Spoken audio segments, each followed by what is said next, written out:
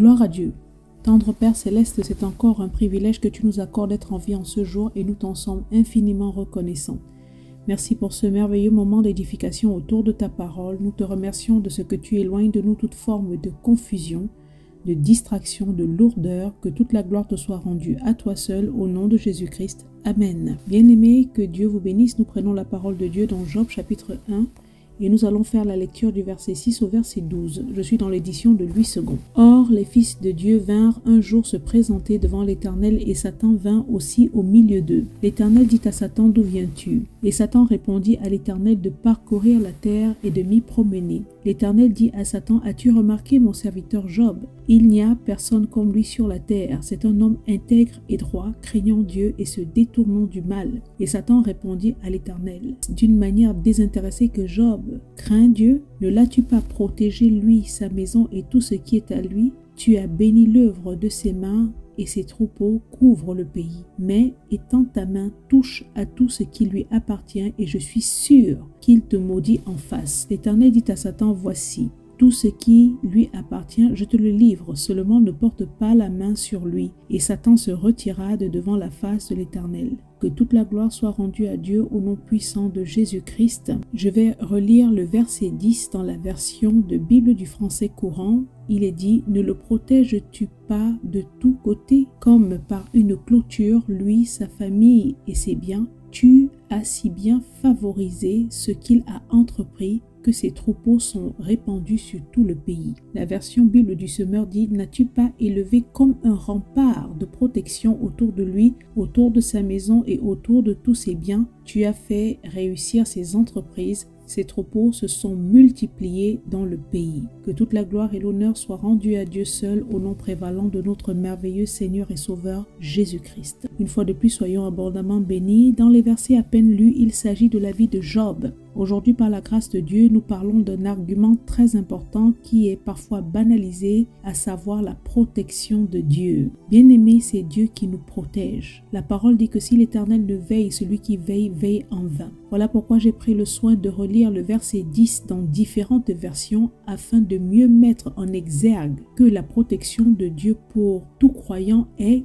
complète. La protection de Dieu nous encercle de tous côtés. Elle est une clôture, nous a dit la version du français courant. Elle est un rempart, nous a dit la Bible du Semeur. Elle apporte faveur et donc bénédiction au sein de nos vies et maisons, ainsi que dans tout ce que nous entreprenons comme activité. Et elle nous accompagne en toutes choses. Elle s'étend sur tout le pays dans lequel nous habitons. Voilà pourquoi Job était l'homme le plus éminent de tout l'Orient. C'est tout simplement merveilleux. Que toute la gloire soit donnée à Dieu seul pour son amour et sa fidélité. Bien-aimés, soyons constamment reconnaissants pour la présence de Dieu dans nos vies et pour sa protection physique comme spirituelle. Dès les premiers versets de ce chapitre 1 du livre de Job, le portrait de cet homme est peint. Le prénom Job signifie Dieu a établi et son histoire est connue par certains qui m'écoutent en ce jour. L'histoire d'un homme intègre, droit, respectueux des valeurs de Dieu qui se détournait du mal. Un homme riche qui vivait au pays d'Uz, l'homme le plus éminent de tout l'Orient. Bien-aimé, quand on parle d'intégrité, on se réfère à une personne qui est d'un point de vue moral sans tache ni corruption, une personne honnête, irréprochable dans les valeurs morales et éthiques que cette personne défend. Job était conscient de l'existence de l'Éternel, le Dieu Tout-Puissant, et il vivait selon les critères de Dieu, marchant dans sa volonté et se détournant du mal. C'est-à-dire que Job rejetait tout ce qui est contraire au caractère de Dieu. Le témoignage de Job était si tangible que Dieu lui-même à maintes reprises répétera ses attributs à Satan, que ce soit en Job chapitre 1 verset 8, je vais le relire. L'Éternel dit à Satan, as-tu remarqué mon serviteur Job? Il n'y a personne comme lui sur la terre. C'est un homme intègre et droit, craignant Dieu et se détournant du mal. Et il va le redire en Job chapitre 2 verset 3. Vu que Satan ou encore l'accusateur s'acharnait à accuser Job d'adorer Dieu avec des arrière-pensées et des buts égoïstes et intéressés, l'Éternel dit à Satan, as-tu remarqué mon serviteur Job? Il n'y a personne comme lui sur la terre. C'est un homme intègre et droit, craignant Dieu et se détournant du mal. Il demeure ferme dans son intégrité et tu m'excites à le perdre sans motif. Bien-aimé, au risque de me répéter, que ce soit l'intégrité, la droiture spirituelle, morale, la crainte de Dieu qui animait et régissait la vie de Job, tout comme la bénédiction qui l'accompagnait en toutes choses, tout ceci était connu et témoigné par l'Éternel, le Dieu Tout-Puissant. Bien-aimés, soyons des hommes et des femmes intègres qui prennent plaisir dans les voies de l'Éternel. Aujourd'hui, nous parlons de la protection de Dieu, comme je le disais tantôt, qui est une protection non partielle mais complète, c'est-à-dire physique comme spirituelle, qui nous encercle, telle une clôture, et fait couler sur nous faveur, bénédiction et grâce. Job était également un bon chef de famille qui possédait 7 fils et 3 filles, et il agissait également auprès d'eux comme prêtre sacrificateur. Mais malgré toute cette belle description sur sa personne, Job connut cependant une épreuve on ne peut plus douloureuse, une souffrance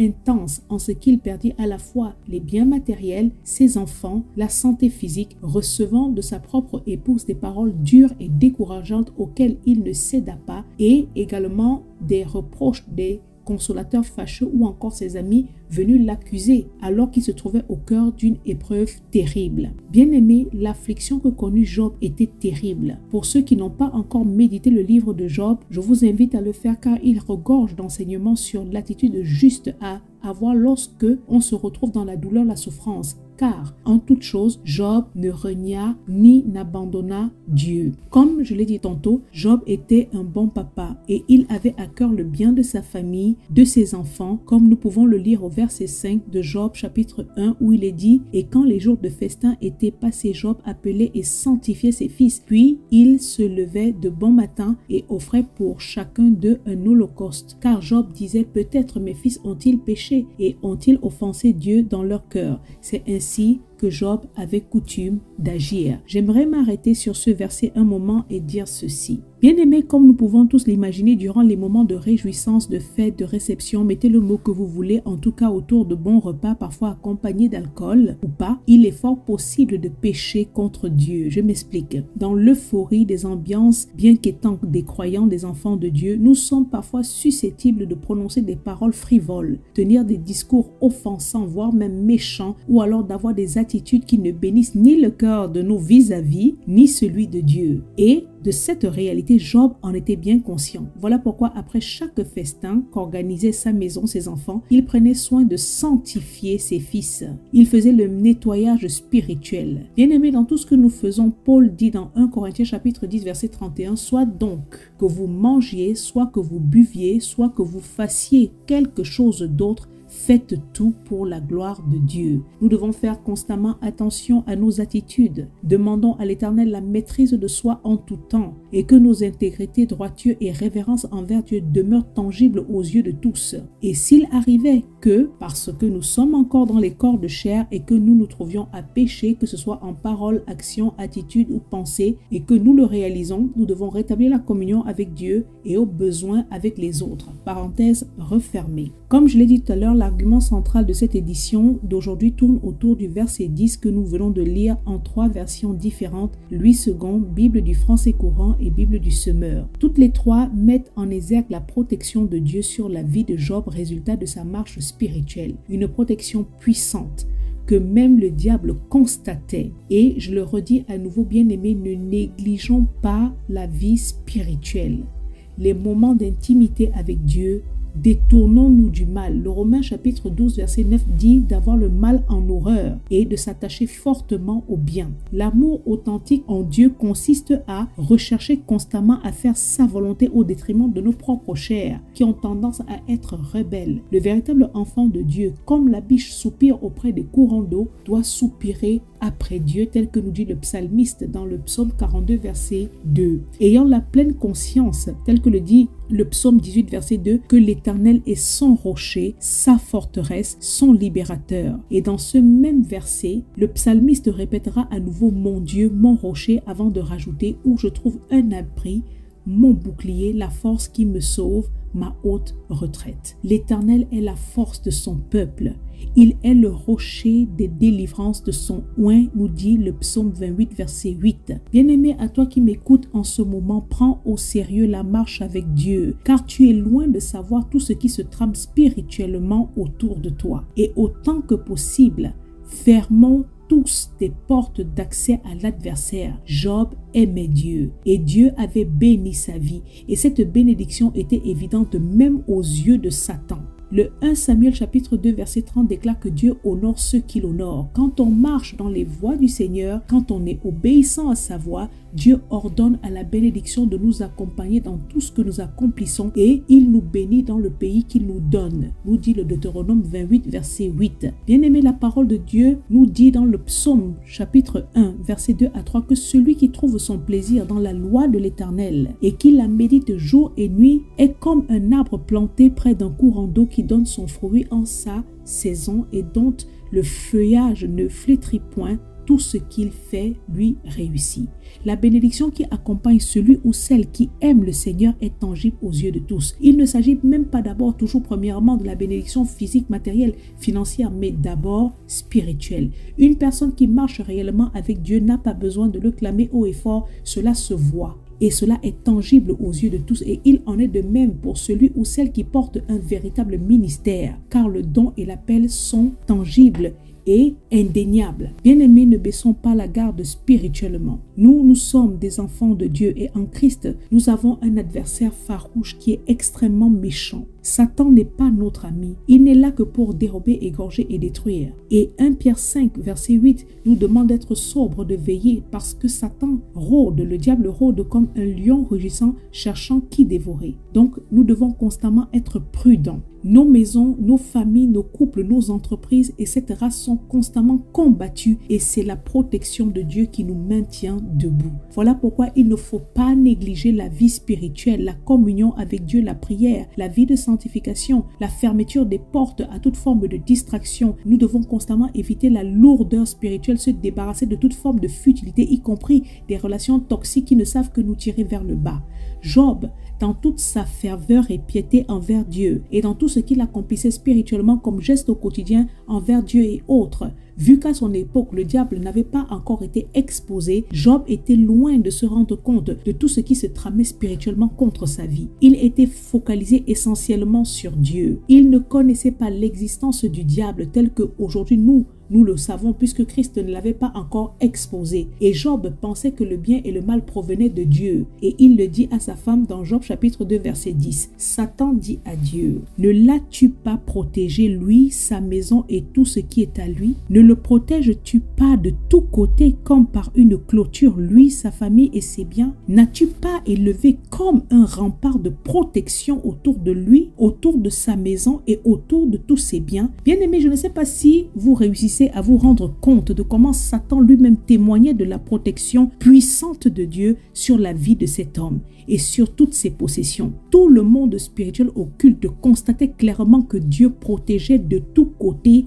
comme une clôture, un rempart, Job et sa maison ainsi que tous ses biens. Bien-aimés, aimons l'Éternel Dieu notre Père de tous nos cœurs, de toutes nos âmes, de toutes nos forces et cela nous protégera de bien des malheurs. Chérissons en nos cœurs les valeurs de Dieu. Efforçons-nous avec la grâce de Dieu qui nous soutient parce que nos chairs sont faibles à marcher dans l'intégrité, la justice et la droiture. Parfois au quotidien dans nos marches, nous ne nous rendons même pas compte de la grâce que nous avons d'être encore en vie, de pouvoir se réveiller le matin et de pouvoir accomplir tout ce que nous faisons. Nous ne nous rendons pas compte de la méchanceté, de la haine du diable qui constamment cherche à détruire nos vies et nullifier tous nos accomplissements. Nous ne nous rendons pas compte de cette protection spirituelle que représente Dieu, qui est notre Père pour nous. Bien-aimé, tant que tu marches avec Dieu, Dieu marche avec toi. Et si Dieu est pour toi, personne ne peut être contre toi, déclare Romains 8, verset 31. L'Éternel, mon refuge et ma forteresse, mon Dieu en qui je me confie. Psaume 91, verset 2. Dieu est pour nous un refuge et un appui, un secours qui ne manque jamais dans la détresse. Psaume 46, verset 2. Dans son amour, sa fidélité et sa grâce, Dieu ne faillit pas. Il ne manque jamais. Nous dit ce verset de Psaume 46, verset 2, au grand jamais. Lorsque nous l'invoquons dans les moments de difficulté, peut-être que le timing voulu par nous ne sera peut-être pas celui du Seigneur, qui lui également marche avec son calendrier, mais il est le maître des temps et des circonstances. Peut-être que la réponse à nos prières n'arrivera pas toujours telle que nous la désirons, mais rappelons-nous toujours de la souveraineté de Dieu, l'Éternel, notre refuge, notre appui, le secours qui ne manque jamais dans la détresse. Le Deutéronome 33, verset 27 dit « Le Dieu d'éternité est un refuge et sous ses bras éternels est une retraite. » Nous n'avons de véritable repos qu'en Dieu seul. Nous n'avons de véritable protection qu'en l'Éternel. Psaume 31, verset 20 « Tu les protèges sous l'abri de ta face contre ceux qui les persécutent. Tu les protèges dans ta tente contre les langues qui les attaquent. » Bien-aimés, proclamons, déclarons avec ferveur ces versets afin que cela booste nos croyances et que nous en soyons pleinement convaincus non seulement de l'amour, de la fidélité, de la miséricorde de Dieu qui est notre Père, qui est celui qui ni ne sommeille ni ne dort. C'est lui le gardien de nos âmes, qui est celui qui protège nos vies de tout danger. Nous devons être reconnaissants envers lui. Sachons-le bien, je le redis à nouveau, que si l'Éternel ne veille, celui qui veille, veille en vain. Dieu notre protection, Dieu notre gardien, Dieu notre secours, notre clôture, notre rempart, notre muraille de feu, tel que le déclare le Zacharie chapitre 2 verset 5. Dieu notre forteresse, notre donjon bien fortifié, Dieu notre asile. Bien-aimés en Christ, n'oublions pas toutes ces vérités fondamentales, car contrairement à nous, Satan les connaît et les note, puisque c'est ça qui l'empêche de nous nuire autant qu'il le voudrait bien. Dieu est la protection de nos vies, de ses enfants. Il est notre clôture et notre rempart. C'est lui qui nous encercle, qui protège nos maisons, nos enfants et interdit tout accès démoniaque. Comme nous demeurons dans l'intégrité, la droiture, la justice, comme nous nous efforçons de mener des vies de sanctification et qu'on cherche constamment sa face, Satan savait qu'il ne pouvait pas toucher Job, car ce dernier était sous la protection du Dieu très haut. Bien-aimé, ma prière est que tu réalises en écoutant cette édition la grâce de la protection de Dieu dont tu jouis, toi ainsi que toute ta famille, tes entreprises, la grâce que tu as tous les jours de pouvoir te lever, de pouvoir même respirer. Parfois, au travers de nos attitudes, c'est nous qui nous attirons des malheurs parce que nous décidons de sortir des voies de l'Éternel. Bien-aimés, retournons à placer Christ au centre de nos vies. Je réitère à nouveau qu'il n'y a de véritable vie et de repos qu'en Dieu seul. Et nous devons en être pleinement convaincus. Convaincus également que malgré toutes nos bonnes volontés, malgré toutes nos ressources humaines, mettez le mot que vous voulez, nous ne pouvons pas être aussi efficaces que Dieu pour nous protéger nous-mêmes. Rien ni personne ne peut remplacer la protection de Dieu dans la vie d'un individu. On peut de manière humaine mettre tout en place pour protéger nos vies, nos maisons, nos santé, nos familles. Tout ça, c'est bien, gloire à Dieu, mais nous serons toujours limités, car dans tous les cas, cela resterait seulement une protection essentiellement physique, alors que celle de Dieu est complète, elle est physique et spirituelle. La protection dont nous jouissons en tant qu'enfants de Dieu, je le redis, est complète. Elle est non seulement physique, mais elle est également spirituelle et elle nous couvre. Elle nous encercle de tous côtés, de toutes parts, comme nous l'avions lu. Ce que Dieu représente est fait pour chacun d'entre nous, ni nous-mêmes, ni les autres ne peut égaler. Bien-aimés, protégeons nos relations spirituelles avec Dieu, nos vies spirituelles, car d'elles découle la protection de Dieu. D'elles découle également plusieurs bénédictions. Ne nous lassons jamais de tout confier et remettre entre les mains toute puissante de Dieu. Toute chose, l'Éternel Dieu Tout-Puissant est le seul refuge sûr, infaillible, stable, durable, fidèle et gratuit. Parents, prenons exemple sur Job qui se préoccupait également de l'aspect spirituel de ses enfants et prions avec ferveur pour eux, car ce sont toutes ces actions spirituelles qui construisent autour de nos maisons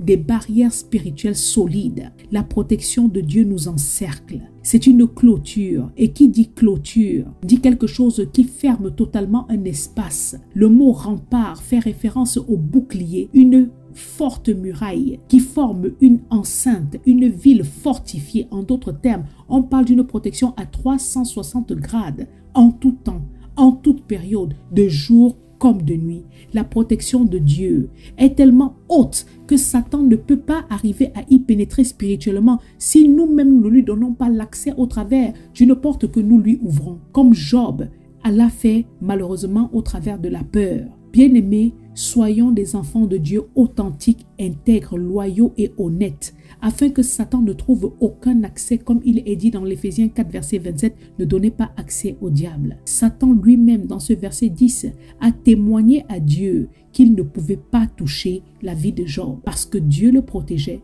La protection de Dieu englobait Job, sa maison, ainsi que tout ce qu'il possédait. La bénédiction faisait en sorte que Job était favorisé en toutes choses et tout ce qu'il entreprenait réussissait. Bien-aimé, la protection divine couvre toute ta vie et celle des tiens et s'étend jusqu'à tes possessions, tes entreprises. Et en guise de conclusion à cette édition d'aujourd'hui, Satan a dit à Dieu, ne l'as-tu pas protégé, lui, sa maison et tout ce qui est à lui? Tu as béni l'œuvre de ses mains et ses troupeaux couvrent le pays. Ce verset nous montre que la protection de Dieu marche avec la bénédiction. Et tandis que cette protection empêche l'accès satanique, elle sort, elle s'irradie et la bénédiction s'étend sur tout le pays dans lequel nous habitons. Je m'explique, la bénédiction dont jouissait Job quittait sa maison pour s'étendre dans tout le pays. Bien-aimés, que nos vies soient des instruments puissants de bénédiction pour le pays et les endroits où l'on habite. Que nos vies soient pour ceux du dehors une lumière, un témoignage de la faveur, de la grâce de Dieu tel que il est dit dans le Genèse 49, verset 22, parlant de Joseph. Et le rejeton d'un arbre fertile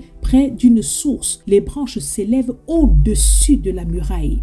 Tandis que rien de mauvais n'entre dans nos maisons, dans nos familles, dans la vie de nos enfants, nos vies cependant sont de véritables témoignages de la faveur de Dieu. Des témoignages qui attirent nombreuses personnes à Dieu, afin qu'elles aussi expérimentent la grâce de Dieu. Que Dieu vous bénisse abondamment au nom puissant de notre merveilleux Seigneur et Sauveur Jésus-Christ. Amen.